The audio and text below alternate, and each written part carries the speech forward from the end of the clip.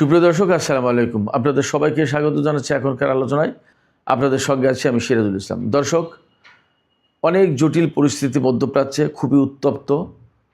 Donald Trump ইরানের প্রস্তাব প্রত্যাখ্যান করেছেন এবং তিনি যখন বলছেন ইরানের প্রস্তাব একেবারে অগ্রহণযোগ্য, তখন ইরান বলেছে প্রকৃতপক্ষে আমেরিকা হচ্ছে বিশ্ব শান্তির জন্য বড় হুমকি।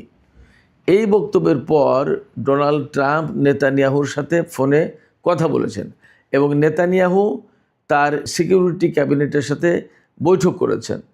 কী ডিসিশন হয়েছে এখনও জানা যায়নি। তাহলে যা পরিস্থিতি তাতে অত্যন্ত গুমোট অবস্থা এবং মনে হচ্ছে যে কোনো সময় যে কোনো কিছু ঘটে যেতে পারে। এর ভেতরে সৌদি আরব এবং মিশরের পররাষ্ট্রমন্ত্রী ইরানের পররাষ্ট্রমন্ত্রীর সাথে টেলিফোনে কথা বলেছেন। এদিকে পাকিস্তান বলছে যে তারা এখনই যুদ্ধের কোনো আশঙ্কা দেখছে না, ব্যাকডোরে ব্যাক চ্যানেলে আলোচনা চলছে, দেখা যাক কী হয়। তবে পাকিস্তান আসলে হাল ছাড়ছে না। কিন্তু পরিস্থিতি যা, তাতে কি পাকিস্তানের কথায় আস্থা রাখা যাচ্ছে? আসলে কি যুদ্ধের আশঙ্কা এই মুহূর্তে নেই? তাহলে ডোনাল্ড ট্রাম্প কি করবেন? তিনি যে বলেছেন ইরানের জবাব অগ্রহণযোগ্য, তাহলে তার সামনে তিনটা পথ খোলা। হয় ইরানের সাথে যুদ্ধে যেতে হবে, আর তা না হলে ইরানের এই প্রস্তাব মেনে নিতে হবে, আর তা না হলে একেবারে চুপচাপ থাকতে হবে। তিনি আসলে কোন পথ বেছে নেবেন? নেতানিয়াহু বলছেন যুদ্ধ এখনও শেষ হয়নি, কারণ ইরানের হাত থেকে সমৃদ্ধ ইউরেনিয়াম উদ্ধার করা যায়নি। তাহলে কি যুদ্ধ নতুন করে কড়া নাড়ছে? সুপ্রিয় দর্শক, আমরা এই সমস্ত প্রসঙ্গ নিয়েই এখনকার আলোচনায় একেবারে বিস্তারিত আলোচনা করার চেষ্টা করব। আশা করি আপনারা শেষ পর্যন্ত সঙ্গে থাকবেন। আর ভিডিও ভালো লাগলে লাইক, কমেন্ট, শেয়ার করবেন এবং চ্যানেলটি সাবস্ক্রাইব করে সাথেই থাকবেন। দর্শক, চলুন মূল আলোচনায় চলে যাই। মূল আলোচনা আজকে যেখান থেকে, সেটা হচ্ছে ইরান আমেরিকাকে তার 14 দফা প্রস্তাবের ব্যাপারে জবাব দিয়েছে। ইরানের এই জবাব ডোনাল্ড ট্রাম্প নাকচ করেছেন। এই জায়গায় প্রশ্ন আসছে, ডোনাল্ড ট্রাম্প যে নাকচ করলেন, তাহলে তিনি কোন পথ বেছে নেবেন? তাহলে ইরানের বিরুদ্ধে তিনি যুদ্ধ করবেন, নাকি একদম চুপচাপ থাকবেন, নাকি যদিও তিনি বলছেন এটা অগ্রহণযোগ্য, অর্থাৎ ইরানের জবাব গ্রহণযোগ্য না, তাহলে তিনি মেনে নেবেন কিনা, এরপরেও তিনি মেনে নেবেন কিনা? এই যে তিনটা পথ বললাম, এই তিন পথের বাইরে আসলে ডোনাল্ড ট্রাম্পের সামনে কিছু নেই। কিন্তু এই তিন পথের তিনটাই তার জন্য বিপজ্জনক, তার জন্য ঝুঁকিপূর্ণ, তার জন্য লজ্জার ব্যাপার, অপমানজনক। যেমন যুদ্ধ যদি করতে আসেন তিনি, তাহলে ভয়ঙ্কর একটা পরিস্থিতি তৈরি হবে এবং আপনারা নিশ্চিত থাকতে পারেন ইরানের কাছে এইবার আমেরিকা আরও বেশি মার খাবে। কারণ আগের বার যুদ্ধের ত্রুটি বিচ্যুতি, খুঁটিনাটি যে সমস্ত সমস্যা সংকট ছিল, ইরান সেগুলো এখন ম্যানেজ করে নেবে এবং আমেরিকাকে একই স্টাইলে যুদ্ধ করতে হবে, বিকল্প পথ কিন্তু তার সামনে খোলা নেই। ওই পুরনো স্টাইলে যুদ্ধ করতে আসলে ওই পথ ইরানে জানা আছে, জবাব কীভাবে দিতে হবে। সেক্ষেত্রে আমেরিকা মারাত্মকভাবে ধরা খাবে এবার যুদ্ধে, এবং এই যুদ্ধকে সমর্থন করবে না দেশের মানুষ। আমেরিকান জনগণ যুদ্ধকে সমর্থন করবে না। বিশ্ববাসী এই যুদ্ধকে বহন করার মতো, এই যুদ্ধ বেয়ার করার মতো কোনো অবস্থায় নেই। কারণ প্রচণ্ডভাবে তেলের দাম বেড়ে যাচ্ছে, খাদ্যপণ্যের দাম বেড়ে যাচ্ছে, যে কোনো জিনিসের দাম বেড়ে যাচ্ছে, মুদ্রাস্ফীতি বাড়ছে, তারপরে আপনার বিশ্বে অস্থিতিশীলতা সৃষ্টি হচ্ছে, বিভিন্ন দেশে পলিটিক্যাল ক্রাইসিস পর্যন্ত তৈরি হয়ে যেতে পারে। তাহলে তার মানে দাঁড়াচ্ছে সারা বিশ্ব এই এক যুদ্ধ নিয়ে নাকাল, খুব নাজেহাল অবস্থায় হিমশিম খাচ্ছে। মাঝে মাঝেই স্টক এক্সচেঞ্জে মারাত্মক রকমের ধাক্কা খাচ্ছে, তেলের দাম বেড়ে যাচ্ছে, গ্যাসের দাম বেড়ে যাচ্ছে, এবং সবচেয়ে বড় সংকট যেটা, তেলের দাম, গ্যাসের দাম বেড়ে গেলেই তো শেষ কথা না।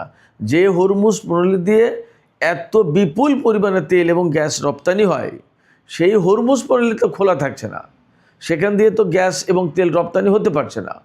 তাহলে কি হবে? এবং হরমুজ প্রণালী এলাকায়, বিশেষ করে হরমুজ প্রণালী পার হয়ে পারস্য উপসাগরের ভেতরে যে সমস্ত জাহাজ আটকা পড়েছে, সেই সমস্ত জাহাজের নাবিক, ক্রু, তাদের কি হবে? কতদিন এই অবস্থায় থাকবে।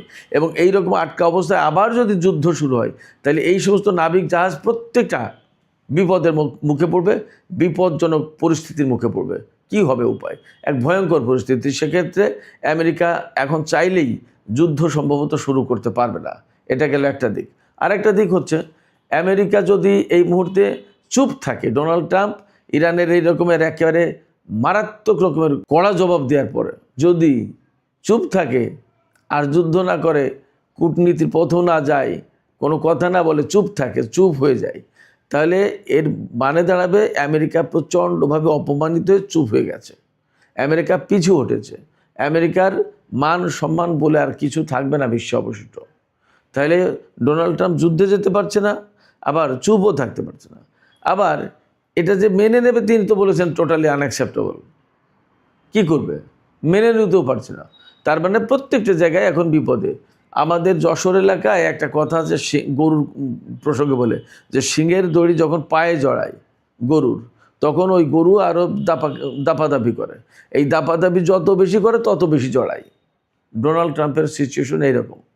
তো যখন ইরান আমেরিকাকে জবাব দিয়েছে, এবং জবাব দেওয়ার আগে কিন্তু ইরান আটঘাট বেঁধে সামরিক কমান্ডারদের সাথে সর্বোচ্চ নেতার বৈঠক হয়েছে এবং সমস্ত প্রস্তুতি কমপ্লিট করে নিয়ে তারপরে জবাব দিয়েছে। জবাব দেওয়ার পরে ডোনাল্ড ট্রাম্প একদম তাৎক্ষণিকভাবে একদম ফিউরিয়াস, রাগান্বিত হয়ে গেছে, খেপে গেছে। খেপে গিয়ে তিনি এটা তো বলছে যে টোটালি আনঅ্যাকসেপ্টেবল। তখন তিনি নেতানিয়াহুর সাথে ফোনে কথা বলেছেন। নেতানিয়াহুর সাথে ফোনে কথা বললে তো ওনার মাথা আরও গরম হয়ে যাওয়ার কথা, কারণ নেতানিয়াহু তো ওনাকে শান্তিতে রাখবেন না। এবং নেতানিয়াহু কোনো মতেই এই কথা বলবেন না যে ঠিক আছে মিস্টার ট্রাম্প, আপনি বিষয়টা একটু ঠান্ডা মাথায় দেখেন আবার কূটনৈতিক উপায়ে সমাধান করা যায় কিনা, এগুলো তো বলবেন না। নেতানিয়াহু বরং বারবার চাপাচাপি করছেন যে যাতে আবার যুদ্ধ শুরু করা হয়, ইরানের উপরে আবার যুদ্ধ শুরু করা হোক। কারণ ওই যে ইউরেনিয়াম তো উদ্ধার করা হয়নি। তো ইউরেনিয়াম যদি উদ্ধার না করা হয়, তাহলে নেতানিয়াহুর ভাষায় ইরান তো পরমাণু বোমা বানিয়ে ফেলবে। আর পরমাণু বোমা বানিয়ে ফেললে ইসরায়েল পৃথিবীর মানচিত্র থেকে মুছে যেতে পারে, ইরানি নেতারা অনেক সময় বলে থাকেন। তাহলে উপায় কি? অতএব অ্যাট এনি কস্ট ইরানের হাত থেকে ওই ইউরেনিয়াম উদ্ধার করতেই হবে। এবং গত 3-4 দিন আগে ডোনাল্ড ট্রাম্প বলেছেন যে ইরানের যে ইউরেনিয়াম, সমৃদ্ধ ইউরেনিয়াম আছে, সেটা তো তারা বোমা হামলা চালিয়ে একেবারে মাটির নিচে চাপা দিয়ে ফেলেছে। এখন ওই চাপা পড়া ইউরেনিয়াম যদি কেউ উদ্ধার করতে যায়, দ্যাট ইজ ইরানিরা কেউ, তাহলে তাদের উপর বোমা হামলা চালাবে, অর্থাৎ ইরানের হাতে যাতে ওটা না থাকতে পারে। এবং ডোনাল্ড ট্রাম্প বলেছেন আমরা খুব গভীরভাবে নজর রাখছি। তার মানে ডোনাল্ড ট্রাম্প এবং নেতানিয়াহু দুইজনেরই নজর এই সমৃদ্ধ ইউরেনিয়ামের উপরে। এবং নেতানিয়াহু বলেছেন যে ইরানের হাতে যতক্ষণ পর্যন্ত ইউরেনিয়াম আছে ততক্ষণ পর্যন্ত যুদ্ধ শেষ হচ্ছে না। এই কথা কিন্তু বলেছেন আমেরিকার টেলিভিশন চ্যানেল সিবিএসের সাথে। সিবিএসের একটা 60 মিনিট নামে একটা প্রোগ্রাম হয়, সেখানে বিশ্বের গুরুত্বপূর্ণ বড় বড় নেতা, প্রেসিডেন্ট, প্রধানমন্ত্রী তারা বক্তব্য রাখেন, সাক্ষাৎকার দেন। এই সাক্ষাৎকার অনুষ্ঠানে 60 মিনিটস অনুষ্ঠানে নেতানিয়াহু বলেছেন যুদ্ধ শেষ হয়ে যায়নি, যতক্ষণ পর্যন্ত ইরানের হাতে সমৃদ্ধ ইউরেনিয়াম আছে ততক্ষণ পর্যন্ত যুদ্ধ চলবে। তার মানে দাঁড়াচ্ছে কি, নেতানিয়াহু কিন্তু যুদ্ধের জন্য ডোনাল্ড ট্রাম্পকে চাপাচাপি করছেন, উস্কানি দিচ্ছেন এবং তিনি নিজেও যুদ্ধের প্রস্তুতি নিচ্ছেন। এবং তিনি আজকেই সিকিউরিটি ক্যাবিনেট, অর্থাৎ নিরাপত্তা বিষয়ক যে ক্যাবিনেট, মন্ত্রিসভার সদস্য যারা, তাদেরকে নিয়ে তিনি বৈঠক করেছেন। এই বৈঠকের ফলাফল কি, বৈঠকে কি সিদ্ধান্ত নেওয়া হয়েছে সেটা যায়নি, বা টাইমস অফ ইসরায়েল জানিয়েছে যে বৈঠক হয়েছে, বৈঠক করা হয়েছে। নেতানিয়াহু সেই বৈঠকে ছিলেন এবং যখনই এই রকম জরুরি পর্যায়ে বৈঠক ডেকেছেন বা হয়েছে, তাতে ধরে নেওয়া যায় যে তারা ইরানের বিরুদ্ধে হামলা চালানোর একটা চেষ্টা বা পরিকল্পনা নিতে পারেন।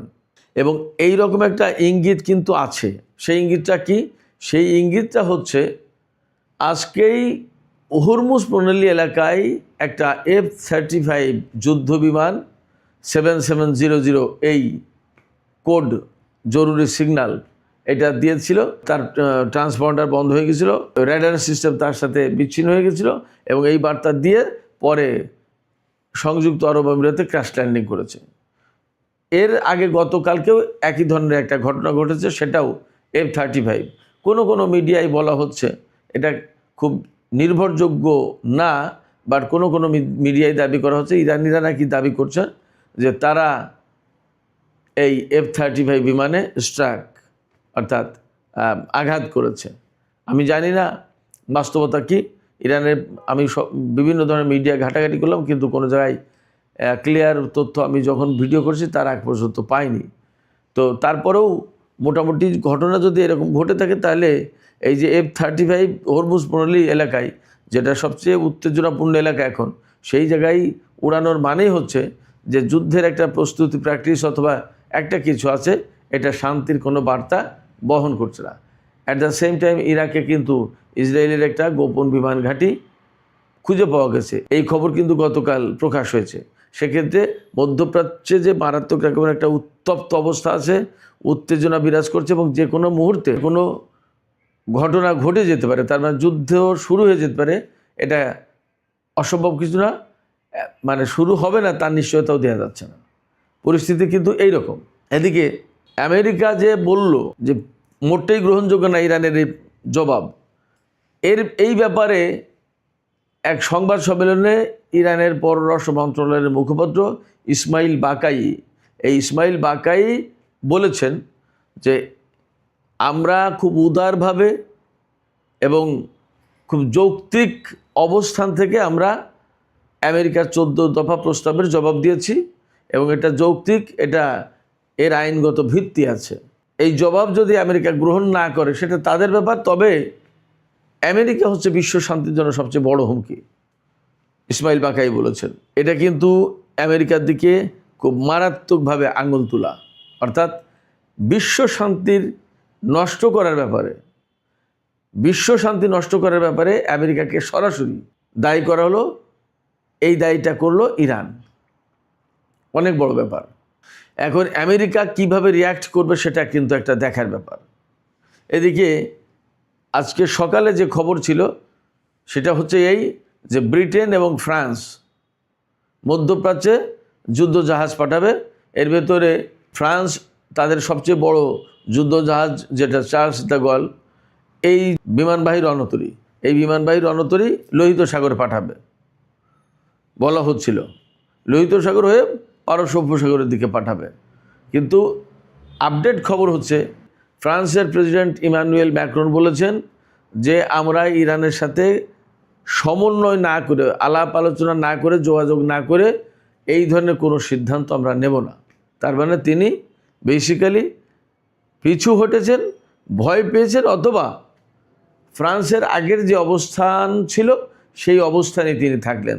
তার মানে আমেরিকার পক্ষে, ইসরায়েলের পক্ষে এখনই তিনি চলে যাচ্ছেন না। এদিকে পশ্চিম তীরে অবৈধ বসতি স্থাপনকারী যারা আছে তাদের উপরে কিন্তু ইউরোপীয় ইউনিয়ন আজকে নিষেধাজ্ঞা জারি করেছে।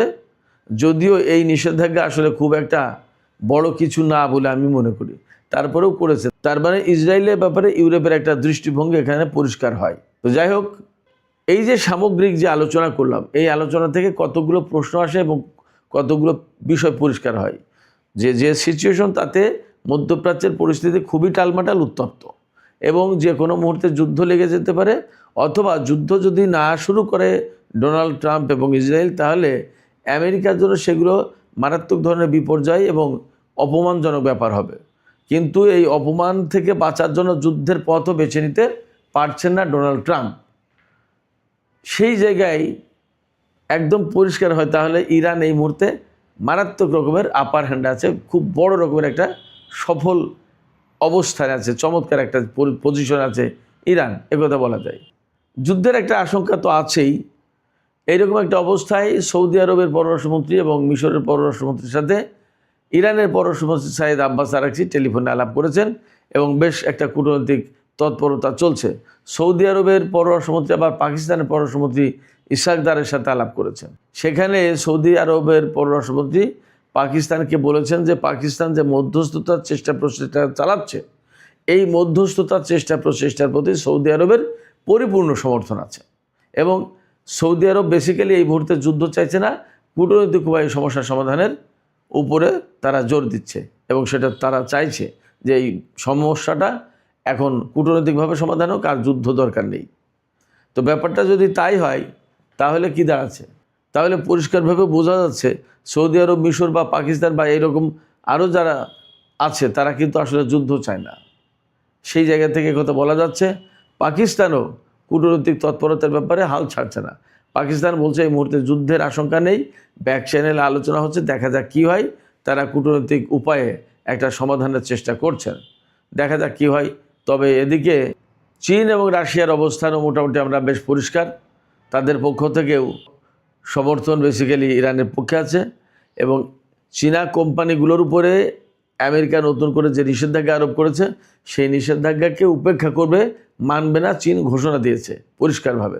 তার মানে ইরানের সাথে চীনের যে সম্পর্ক সেই সম্পর্ককে আরও উচ্চে তুলে ধরার ব্যবস্থা করছে। এই ঘটনা কখন হলো? যখন ডোনাল্ড ট্রাম্প 14 তারিখে চীন সফরে যাবেন তার আগে, আজকে 10 তারিখ পার হয়ে যাচ্ছে। সেক্ষেত্রে চীন যেমন আপার হ্যান্ডে আছে তেমনি ইরান আপার হ্যান্ডে আছে। ডোনাল্ড ট্রাম্প চীন সফরে গিয়ে খুব একটা সুবিধা করতে পারবে না, এই সমস্ত ইঙ্গিত একদম পরিষ্কার করে দিচ্ছে। এখান থেকে আর একটা ছোট্ট পয়েন্ট আলোচনা করে আমি শেষ করব, সেটা হচ্ছে নেতানিয়াহু কী করবেন। আমাকে আজকে একজন সিনিয়র মোস্ট সাংবাদিক জিজ্ঞেস করলেন যে যদি ডোনাল্ড ট্রাম্প এই অবস্থায় যুদ্ধ না করে চুপ থাকে তাহলে নেতানিয়াহু বা ইসরায়েলের কি হবে। আমি সেখানে যেটা বলেছি বা যা মনে করি সেটা হচ্ছে এই যে নেতানিয়াহু তখন বিপদে পড়বেন। এই কারণে যে নেতানিয়াহু কিন্তু যুদ্ধবিরতি বা যুদ্ধ আলোচনা এই আলোচনার কোনো পার্ট না ইরানের সাথে, কারণ ইরান ইসরায়েলকে বৈধ কোনো রাষ্ট্রই মনে করে না। যেহেতু বৈধ রাষ্ট্র মনে করে না, সেক্ষেত্রে ইসরায়েলের সাথে ইরান কোনো আলোচনায় যাচ্ছে না। আর আলোচনায় না যাওয়া মানেই হচ্ছে ইসরায়েল এই শান্তি প্রক্রিয়া, যুদ্ধ হওয়া না হওয়া সমস্ত সব কিছুর বাইরে থাকলো। এখন ইরান কিন্তু ঠিকই সময় মতো ইসরায়েলকে চেপে ধরবে যে তুমি আমাদের লিডার সাইয়েদ আলী খামেনিকে হত্যা করেছিলে, আমাদের সেনা কমান্ডারদেরকে হত্যা করেছো এবং আমাদের এত এত এত এত ক্ষতি করেছো, এর জবাব দাও এবং এর ক্ষতিপূরণ দাও। এটা করেছো কোনো এইভাবে তো আর মুখে মুখে বলবে না। ইসরায়েলকে চেপে ধরবে মানে ইসরায়েলের বিরুদ্ধে তার হিসাবটা চুকিয়ে নেবে। আপনারা বুঝতেই পারছেন হিসাব চুকিয়ে নেওয়ার মানে কি। হিসাব চুকিয়ে নেওয়ার মানে হচ্ছে সময়ের ব্যবধানে, সুবিধাজনক সময়ে ইরান ঠিকই ইসরায়েলের বিরুদ্ধে ব্যবস্থা নেবে। তাহলে Israel in the long run, ভবিষ্যতে বা পরিণতিতে ইসরায়েল ইরানের কাছে বিপদে পড়বে এবং মধ্যপ্রাচ্যে ইরানের প্রক্সি ফোর্সগুলো বা সহযোগী শক্তিগুলো তো থাকলই। অতএব সামনের দিনগুলোতে সবচেয়ে বিপদ সংকুল হবে ইসরায়েলের পথ। সুপ্রিয় দর্শক, এখনকার আলোচনা এখানেই শেষ করতে চাই। আলোচনা শেষ করার আগে আপনাদের কাছে আপনাদের মতামত জানতে চাই যে আসলে কি হতে যাচ্ছে, যা পরিস্থিতি যা, তাতে কি ডোনাল্ড ট্রাম্প যুদ্ধের পথ বেছে নেবেন নাকি চুপ থাকবেন? যদি চুপ থাকেন তাহলে কি নেতানিয়াহু বিপদে পড়তে যাচ্ছে কিনা এবং ইরান সময় করে সুবিধাজনক সময়ে ইসরায়েলের সাথে চূড়ান্ত হিসাব নিকাশ চুকিয়ে নেবে কিনা, কি মনে হচ্ছে আপনাদের মতামত কমেন্টে জানাতে পারেন। আর ভিডিও ভালো লাগলে আবারও বলি, লাইক কমেন্ট শেয়ার করবেন এবং চ্যানেলটি সাবস্ক্রাইব করে সাথেই থাকবেন। আপনাদের সবাইকে অনেক অনেক ধন্যবাদ। আল্লাহ হাফেজ।